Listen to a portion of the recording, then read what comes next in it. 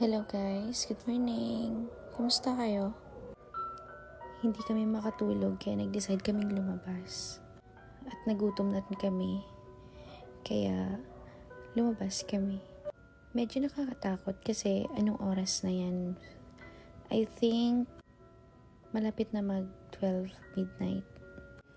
At sa vlog na ito, ay kukwentuhan ko na lang kayo ng horror para hindi kayo mabore habang nanonood. Para na rin tapusin niyo yung video na to. Sa mga laking probinsya dyan, alam kong makaka-relate kayo sa kwento na to. Nung mga bata pa kami, ang kwento ng nanay ko, sobrang hirap daw talaga mabuntis kapag nasa probinsya ka. Kasi pag nasa probinsya, marami daw aswang. Ito ay hindi haka-haka. Ito yung nagbabase lang naman ako sa kwento ng nanay ko. Yung ate ko daw, muntik na siyang makuha ng aswang nung mga bata pa kami. Tuwing sasapit daw yung dilim, nakakarinig na daw siya ng iba't ibang uri ng tunog ng mga ibon. At iyon daw yung hudyat para magpailaw na daw siya sa labas. Kasi pag madilim daw, yun daw yung lumalapit yung mga aswang. At kapag yung ibon daw ay malakas yung tunog, ibig sabihin malayo pa sila. Pero kapag malapit na, mahina lang daw yan. At mararamdaman mo daw yan. Alam mo yung pakiramdam na parang hinihila yung buhok mo pataas. Tapos nananayo yung balahibo mo. Kaso yung nanay ko matapang. Ang ginagawa niya, lumalabas siya ng bahay. Tapos may dala-dala siyang kawayan.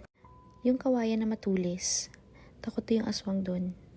Kabaliktaran naman yung tatay ko. Yung tatay ko naman, matatakotin. At sa tuwing inutusan siya ng nanay kong lumabas kapag may mga huni ng mga tik-tik sa labas, hindi siya lumalabas. Ang sabi niya lang sa nanay ko, ikaw na, ako na yung bahala sa bata. Syempre yung ate ko nun, baby pa. At panay daw yung iyak kapag halimbawa, malapit ng dumilim or takip silim, ganun. Isang araw daw, yun daw yung pinaka-worst na nangyari. Kasi, binalak yatang kunin ng aswang yung ate ko. Iyak daw ng iyak yung ate ko. Tapos, hirap daw siyang patahanin kapag hinahawakan daw siya ng nanay ko. Para daw niyang tinutulak yung nanay ko. Na parang ayaw niya magpahawak. Tapos, grabe daw yung grabe daw yung force niya, yung puwersa. Na parang ayaw niya talagang hinahawakan siya. Tapos yung nanay ko, kinakabahan na. Pero hindi siya nagpatalo dun sa kaba. Binalot niya daw yung ate ko sa tela. Hindi ko lang maalala kung anong kulay ng tela na pinambalot niya dun sa ate ko. I think red or black. Hindi ako sure kung anong kulay. Tapos naglagay daw siya ng pangontra dun sa tela. Nilagyan niya ng lana. Yung lana daw, yun yung oil na galing sa nyog. Tapos nilagyan ng albularyo ng mga dasal. Tapos nilagyan na nila ng mga kung ano-ano dyan. Basta sangkap para pangontra dun sa mga aswang. Kaso ng mga panahon na yun, parang hindi tumalab yata yun. Ngayon, habang iyak na iyak yung ate ko, parang mawawalan na yata siya ng hininga. Sa sobrang kaba ng nanay ko, pinahawak niya muna si ate kay tatay. Ang sabi niya, lalabas lang siya saglit. Nung pinahawak daw niya, yung parang inabot niya na kay tatay, parang may gusto daw umagaw kay ate. May parang puwersa daw na gustong agawin si ate at kunin. Tapos si ate daw, iyak na iyak. Halos mawala na daw ng hininga sa pag-iyak. Alam mo, pawala-wala na daw yung yung boses niya. So, dun sobrang kinabahan yung nanay ko. Ang ginawa niya, bigla daw siyang lumabas. At nung lumabas siya, bigla siyang nagsalita. Ang sabi niya daw, hindi ako natatakot sa inyo. Maghanap na lang kayo ng ibang bibiktimahin. Huwag yung anak ko. Kasi handa akong isakripisyo yung buhay ko. Huwag niyo lang makuha yung anak ko. Nung mga oras na yun, akala niya, mawawala na yung ate ko. Nagiiyak na daw siya, hindi niya daw alam kung gagawin niya. Ngayon, pagkatapos niya magsisigaw sa labas, bumalik siya sa loob ng bahay. Ang sabi niya kay tatay, tara na, umalis tayo. Nung gabi na daw yun, umalis daw sila. Pupunta daw sila doon sa bahay ng lolo ko. Yung bahay ng lolo ko is about siguro mga 3 oras na paglalakad mula dun sa bahay namin. Syempre, nung unang panahon, Hindi pa uso dun yung tricycle, hindi pa uso yung ang uso pa dun kabayo. Nung mga panahon na yun, I think buntis yung nanay ko sa akin kasi 1 year gap na kami ng ate ko eh. So ayun, naggayak na sila. Kinuha na ni tatay yung kabayo at para mapabilis sila, nagkabayo na lang sila papunta sa bahay ng lolo ko. Habang paalis na daw sila ng bahay, binalot daw ng nanay ko yung ate ko dun sa tela. Tapos naglagay daw siya dun ng yung parang oil nga na galing sa albularyo. Tapos, ayun, paglabas pa lang daw nila ng bahay, ayun na daw, nagsisitunugan na daw ng mahihina yung mga ibon, yung mga tik-tik daw. Tapos, si ate daw, nagpupumiglas daw para may umaagaw daw sa kanya.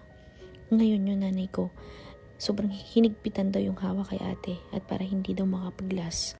Tapos, sumakay na daw sila ng kabayo papunta doon. Kaso, si tatay bumaba daw ng kabayo kasi ayaw daw maglakad ng kabayo para doon natatakot. So, ang ginawa ng tatay ko, hinatak na lang niya yung kabayo. Parang nauna siya doon sa kabayo para hindi matakot. Siguro dahil nga din doon sa aswang.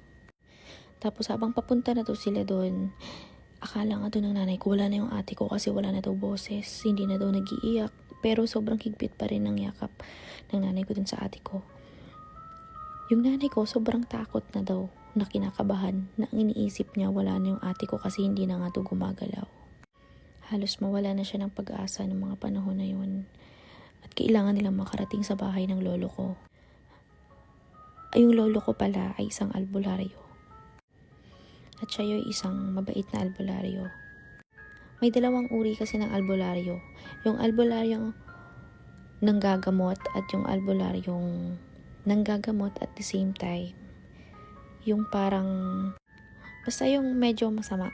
Yung halimbawa, may hate kang tao, tapos biglang papagawan mo ng ganto ganyan dun sa albularyo. May ganung uri. Pero yung lolo ko mabait yun.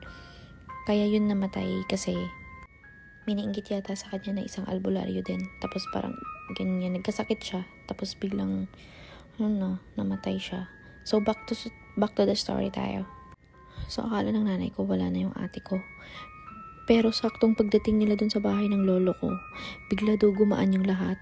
Parang biglang nawala daw yung takot niya. Kasi bigla daw umiyak yung ate ko. Tapos, ang nakakatuwa pa nun kasi yung lolo ko nakaabang na daw sa pintuan sa pagdating nila.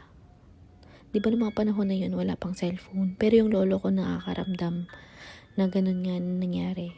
So, nung time na yun, tuwang-tuwa yung nanay ko. At doon na sila nagpalipas ng gabi sa bahay ng lolo ko. Tapos, ang sabi ng lolo ko, buti na lang daw, dinala dun yung ate ko kasi kung hindi, baka tuluyan na siya nakuha ng aswang. Kasi gusto talaga siyang kunin.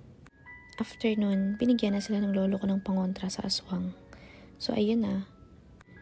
Hindi ko alam kung naniniwala kayo. Pero ako naman is, naniniwala ako kasi danas ko yun ng bata pa ako sa probinsya.